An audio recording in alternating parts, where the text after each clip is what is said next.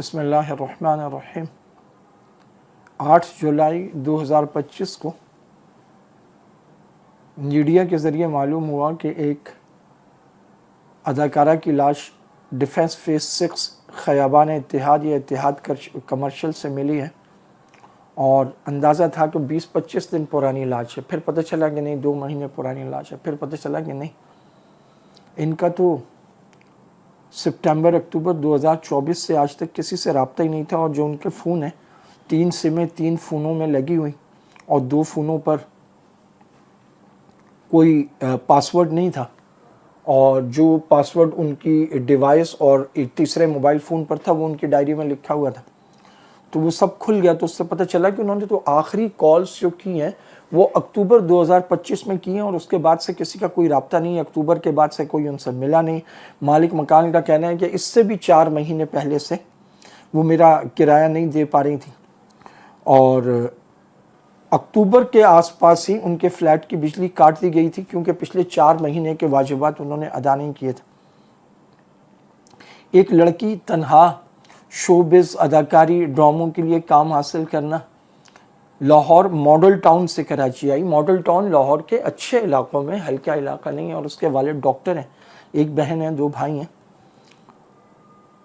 تو یقیناً دنیاوی لحاظ سے کھاتی پیتی اچھی فیملی ہوگی، اور والد ڈاکٹر ہیں تو پڑھے لکھے بھی. پہلے ہم سنتے تھے کہ لڑکیاں گھروں سے ناراض ہو کر یا بھاگ کر لاہور چلی جاتی تھی فلم انڈسٹری میں کام کرنے کے لیے. اب شاید کراچی میں ڈرامہ انڈسٹری طاقتور ہے تو لڑکیاں یہاں بھی آتی ہیں. شوبز کی یہ کہانی صرف حمیرہ اصغر کی نہیں ہے. ایک لڑکی مہینوں سے اس کی لاش فلیٹ میں پڑی تھی. اللہ تعالیٰ اس کی مغفرت فرمائے. ہر وہ شخص جو دنیا سے چلا گیا کلمہ گو ہے، اللہ تعالیٰ اس کی مغفرت فرمائے، اللہ تعالیٰ اس کے گناہوں کو معاف فرمائے، اور اللہ تعالیٰ اس پر رحم و کرم فرمائے. ہم سب ہر ایمان والے کی مغفرت کے لیے جو دنیا سے چلا گیا دعا گو ہیں، اور ہونا بھی یہی چاہیے.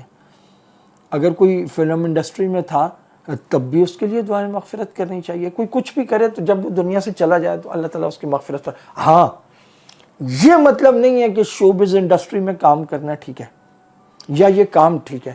یہ فحاشی عریانی کا گڑھ ہے.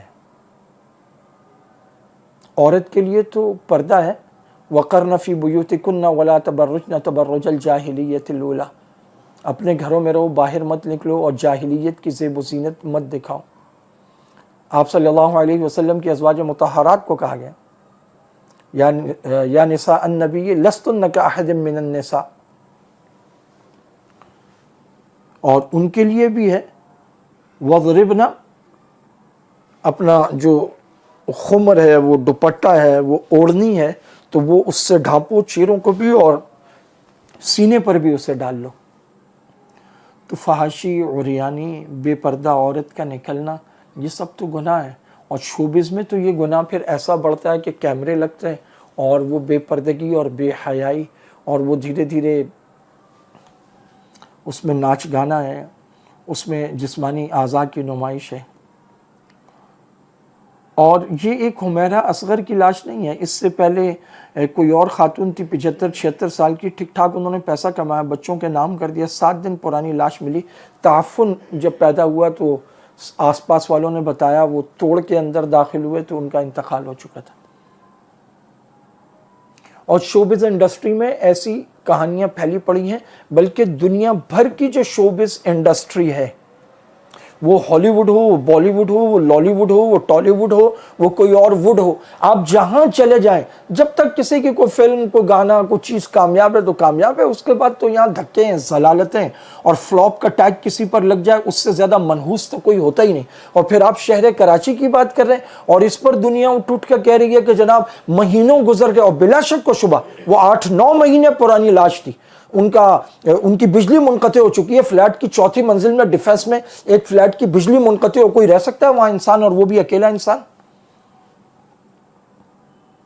پانی اور فون سے کوئی کال ہی نہیں جا رہی. 3 فون کسی نے رکھے، اور اس کے فون سے اکتوبر کے بعد کال نہیں. تو definitely she had died in October 2024. مر چکی تھی وہ.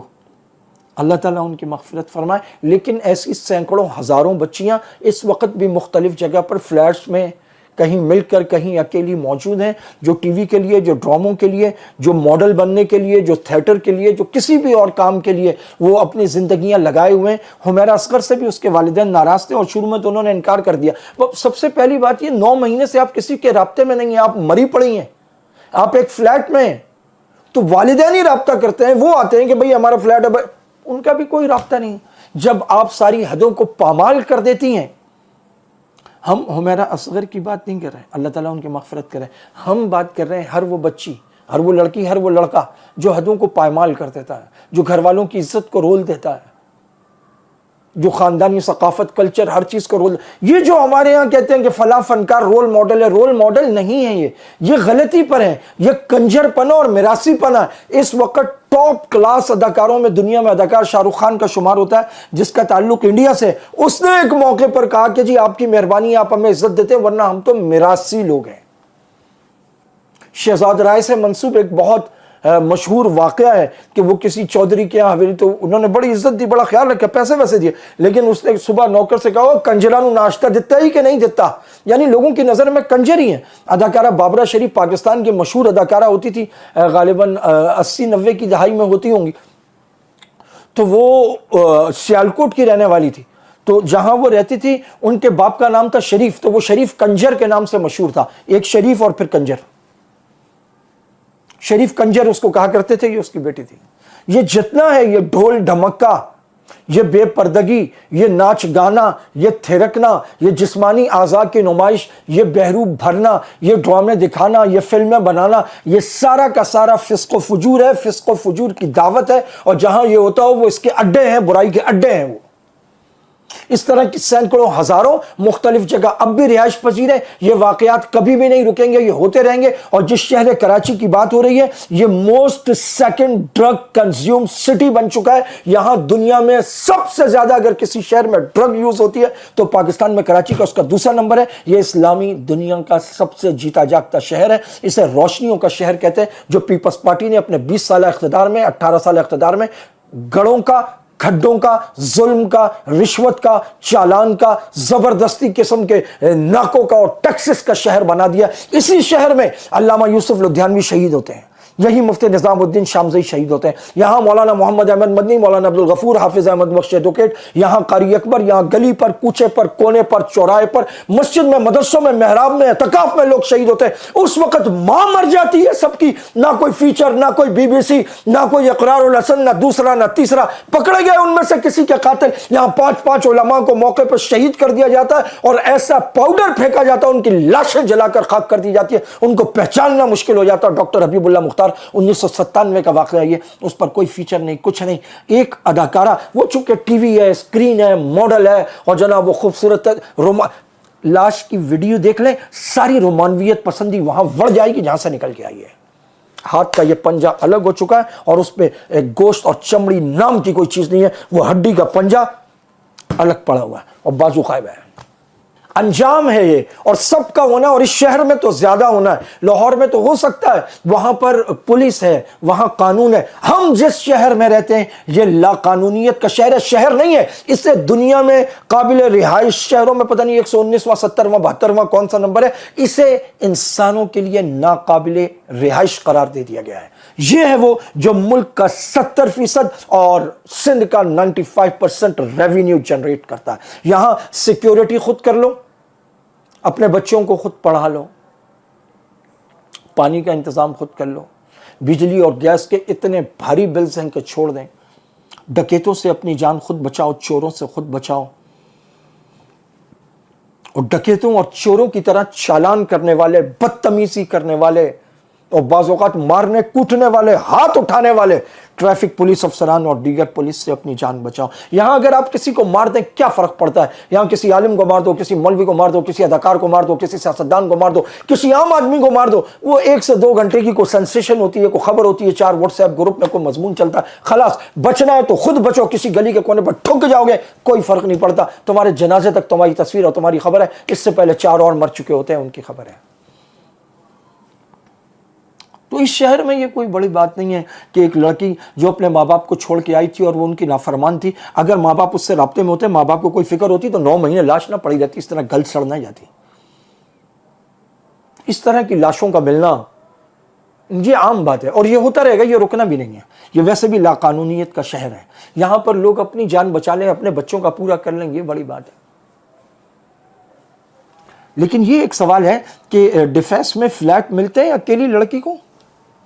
اکیلی لڑکیوں کو فلیٹ مل جاتے ہیں, اکیلے لڑکوں کو بھی مل جاتے ہیں. وہی ڈیفینس ہے نا جہاں پر لوگوں نے دسیوں ویڈیوز بنائی ہیں کہ عشاء کی نماز ہوتی ہے اور اس کے بعد یہاں شراب خانے کھلے ہوتے ہیں, بیئر کے پوائنٹ اور شراب کے ٹھیکے کھلے ہوتے ہیں, یہاں فاحشہ عورتیں جگہ جگہ کھڑی ہوتی ہیں, کھدڑے کھڑے ہوتے ہیں, لڑکے کھڑے ہوتے ہیں گندے کپڑوں میں, فوش کپڑوں میں, ادھر بھی ادھر بھی. اور یہ جتنے علاقے ان کے جو کمرشل ایریاز ہیں ڈیفینس کے اندر, وہاں سب کا یہی صورتحال ہے, سب کی یہی صورتحال ہے. وہاں شرابیں بک رہی ہیں, وہاں کھدڑے ہیں, وہاں چرسی ہیں. وہ ایک آدمی ویڈیو بناتے وہ پولیس کی گاڑی کو روکا, اس نے کہا یہ آپ سب دیکھ رہے ہیں, کون ہے آپ کے ایس پی صاحب نے اس کو دکھاؤ. اس نے کہا یہ دیکھ رہے ہیں, سب دیکھ رہے ہیں, سب دیکھ رہے ہیں, اس میں کیا ہے.